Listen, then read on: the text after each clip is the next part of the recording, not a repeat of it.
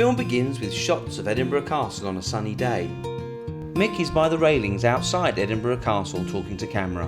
I'm in Edinburgh, a world-class tourist destination, Scotland's capital city, and of course, home to the famous castle. It's also host to no less than 12 major international festivals. Mick is in one of the streets of Edinburgh outside a restaurant talking to camera. It's not just the capital that has plenty to offer. I'm off on a day trip to the vibrant city of Glasgow. With huge improvements to accessible facilities across the train network, there's never been a better time to go out and about in Scotland. A shot of Mick entering Waverley train station via the lift.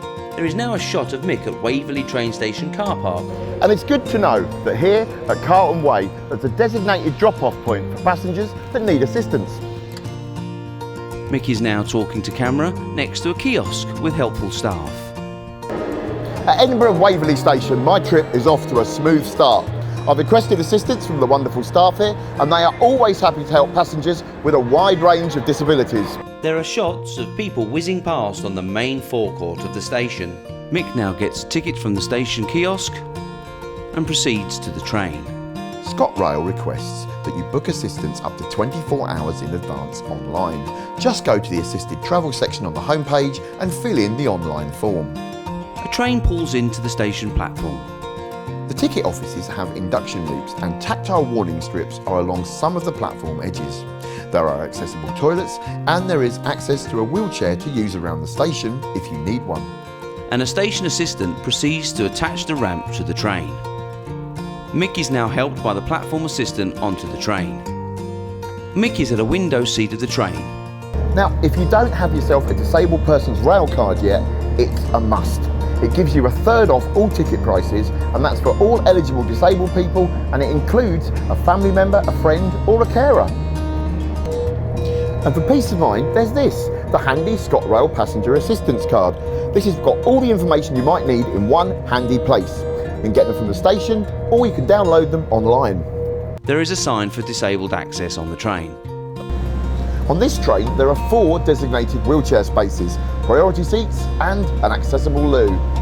And a shot of an accessible toilet on the train. Mick is now looking out the window as the countryside rolls past. Preparations are underway for the arrival of the new, faster trains in autumn 2017 on the flagship route, which will have newly updated facilities. There is another close-up of Mick looking out the window to the countryside. There are hills and a village on the horizon. By 2020, all trains will legally have to include an accessible toilet, 1 per train, and at least 2 dedicated wheelchair spaces, and 10% priority seats that are easier to locate as you board. There is now a wide shot of Mick looking out the window on the train. Trains are frequent and the journey takes about an hour. It winds through some stunning landscapes and regions rich in history.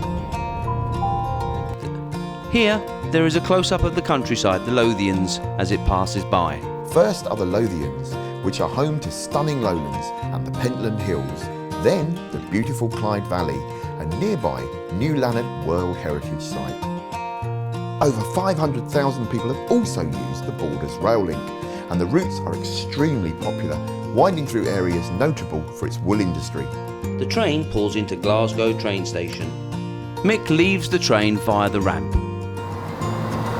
If you're a wheelchair user like me and you're unsure how to get off the train, always ask the station staff. But if you're unsure, best to go down backwards with their assistance for your own safety. Mick is now in the main square outside Glasgow Central Station. Well, I'm here. The whole trip was really smooth and simple, and I must admit it was lovely not to drive for a change. I also got to see some lovely countryside. So I wonder, what's Glasgow got to offer? Let's go and find out. See ya.